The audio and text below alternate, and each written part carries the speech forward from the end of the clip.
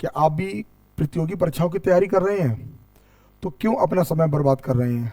अगर आपको समय मोबाइल पर ही देना है तो क्यों ना आप हमारे 5 से 10 मिनट का वीडियो लगातार देखें, तो आपको कुछ ना कुछ सीखने को मिलेगा। मैं विजय दुबे CFS इंस्टीट्यूट से आपके लिए प्रतिदिन 5 से 6 क्वेश्चन लेकर आता हूं। ये क्वेश्चन हमारे CFS coaching Mainpuri Facebook page पर प्रतिदिन पढ़ते हैं, और हमारा जो यूट्यूब चैनल है CFS कोचिंग इंस्टीट्यूट 2011, उस पर आपको प्रतिदिन ये 5 से 6 क्वेश्चन मिलते हैं। तो जब भी समय मिले, जब आप बोर हो जाएं पढ़ते पढ़ते, तब आप एक बार मोबाइल खोलें, और मोबाइल में भी आप फेसबुक अगर चलाते हो तो हमारा CFS कोचिंग मैनपुरी का पेज खोलें, और ये 5 क्वेश्चन आपको प्रतिदिन मिलते हैं। खेल खेल में ही आपकी तैयारी हो जाएगी। ये सारे कोचिंगों की श्रृंखला बहुत ही अच्छी है।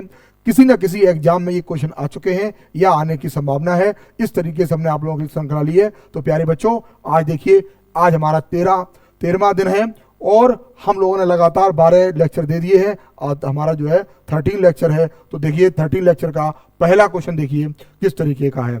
पहला क्वेश्चन है, 50 लड़कियां और 70 लड़कों की एक कक्षा ने एक संगीत कार्यक्रम प्रायोजित किया।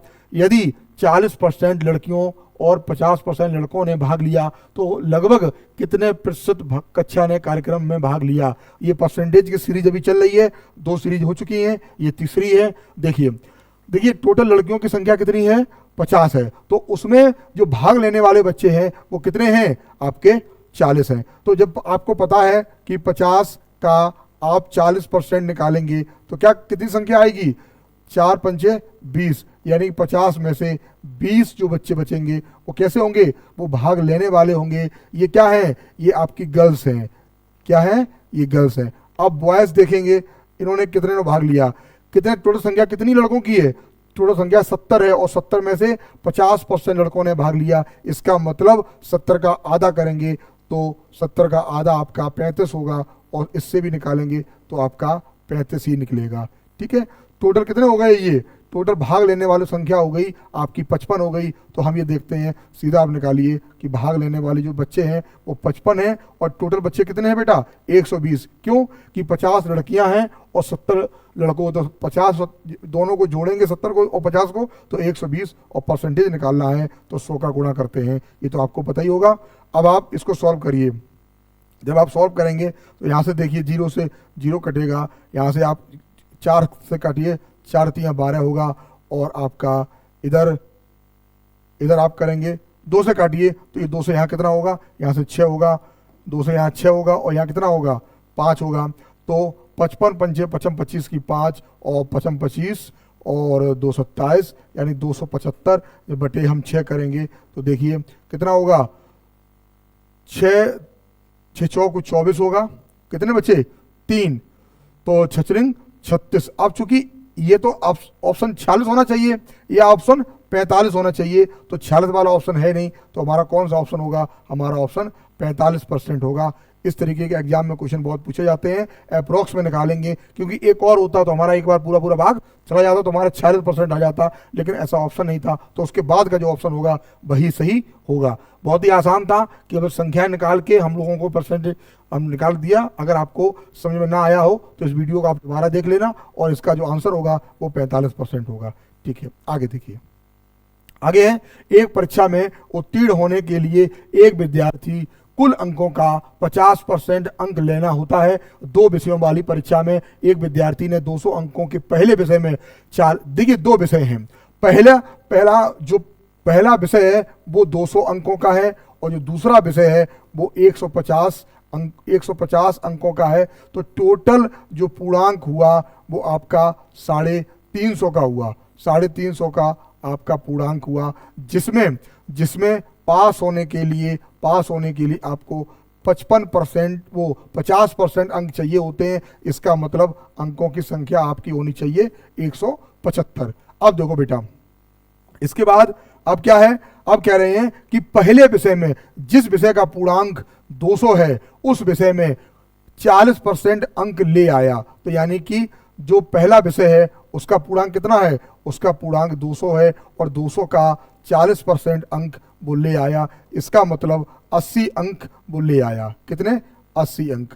अब समझिए बेटा, पास होने के लिए हमें 175 नंबर चाहिए, 80 नंबर आ गए तो हमसे ये पूछा गया कि दूसरे विषय में जिसका पूर्णांक 150 है तो 150 में से हम जो अंक कितने अंक ले आए या न्यूनतम कितने अंक प्राप्त करने होंगे। अब देखिए, आपको जैसा कि पता है कि पास होने के लिए हमें 175 अंक चाहिए, 80 अंक हमारे आ गए तो हमारा क्या बचा, हमारा आपका बचा 95 अंक हमारे बचे हैं। और 95 अंक जो होंगे वो कितने में से आएंगे, 150 में से आएंगे। और हम परसेंटेज निकाल रहे हैं तो हम 100 का गुणा करेंगे तो क्या करेंगे, 0 से 0 खत्म करेंगे, 5 से काटेंगे तो 5 दूनी 10 होता है, 5 तियां 15 होता है, 95 दूनी बेटा कितना होगा, 190 होगा। और बटे जब 3 करेंगे तो 6 18 और नहीं हाँ, और कितना बचा यहाँ 10, और इसका मतलब आपका 63.33 यानी कि आपका चौथा ऑप्शन बिल्कुल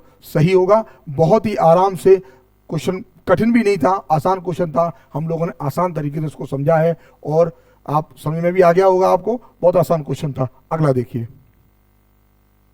अगला क्वेश्चन है, यदि किसी संख्या और उसके 25% के बीच का जो अंतर है वो 24 है तो वह संख्या क्या होगी। अगर हम संख्या को एक मानते हैं, सोच के देखिए, 25% का मतलब क्या होता है, 1/4। 25% का मतलब 1/4, यानी वो संख्या और उसका 25%, यानी उसी संख्या का 1/4, और दोनों का जो बराबर कितने के बराबर है, वो अंतर है वो कितना है, 24। तो यहां से क्या करेंगे हम, यहां से हम करेंगे 3/4 बराबर 24, 3 24, यानी 1 बराबर हमारा आपका आ गया 32। इसका मतलब जो संख्या है रही होगी वो क्या रही होगी, 32। ठीक है, इसको जब x मान के करते हैं तो वैसे भी मान लेते हैं कि संख्या अगर x है और x का 25% यानी x/4 और दोनों का अंतर बराबर है 24 तो x का मान आपका 32 आ जाएगा। ठीक है, अगला क्वेश्चन देखिए, चौथा, ये आसान क्वेश्चन था। अगला देखिए, अगला है, एक कार का मूल्य हर वर्ष 20% दर से कम होता है, 2 साल बाद कार का मूल्य 4,80,000 रुपए हो जाएगा तो कार का वास्तविक मूल्य क्या होगा। देखिए, ये कमी होने के बाद का है, कमी होने के बाद का, तो सीधा सिंपल होता है, परसेंटेज से होगा 4,80,000 गुणे 100 बटे क्या होगा, 20% हो रहा है, दर से कम हो रहा है 80, 100 बटे 80 क्या होगा। देखिए, 2 जीरो से 2 जीरो कैंसिल हो जाएंगे। अब देखिए, 8 से पहले इसको काटेंगे तो क्या होगा, 8 छिंग 48, 4 जीरो बरकरार है, बनाए रखो।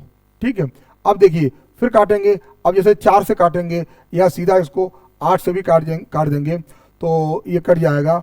और कैसे काटेंगे, देखिए ये काटेंगे तो 8 सत्ते 56 होता है, 8 सत्ते कितना होता है, 56 होता है, और ये आपका 8 5 40 हो जाएगा, ये आपका 75,000 हो जाएगा, सॉरी 7500 हो जाएगा, दो जीरो बचेंगे केवल यहाँ पे, और आपका सीधा इसका आंसर आ जाएगा 75, यानी 7,50,000, 7 लाख आपका 50,000। 2 जीरो आपके यहाँ बचेंगे, 2 जीरो आपके ये 100 वाले हैं, तो इसका आंसर आपका क्या हुआ, तीसरा ऑप्शन आपका बिल्कुल सही हुआ। अगला देखिए,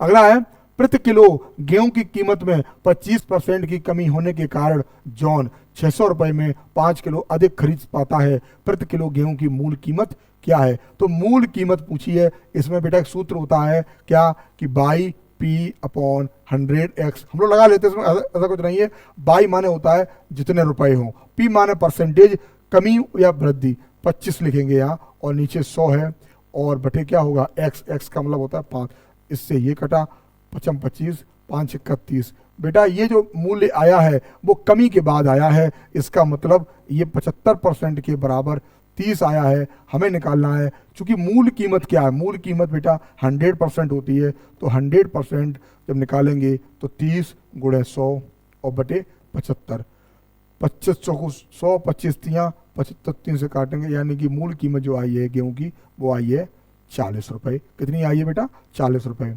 तो आज के 5 क्वेश्चन आपको कैसे लगे, बहुत ही सुंदर तरीके से, बहुत ही अच्छे कॉन्सेप्ट से मैंने ये 5 क्वेश्चन आपके करवाए हैं। मेरा आपसे बस यही निवेदन है कि आप मोबाइल में समय बर्बाद न करें, समय आपका यूं ही चला जाएगा। आप पढ़ने में, अगर मोबाइल भी आपके हाथ में है तो इस तरीके के वीडियो आप लगातार देखते रहें ताकि कुछ ना कुछ आपको ज्ञान मिल जाए। तब तक के लिए आप हमारे पेज से जुड़े रहिए और कल का इंतजार करिए। कल आपका जो 14वां एपिसोड आएगा। बहुत तब तक के लिए बहुत बहुत धन्यवाद आप सभी।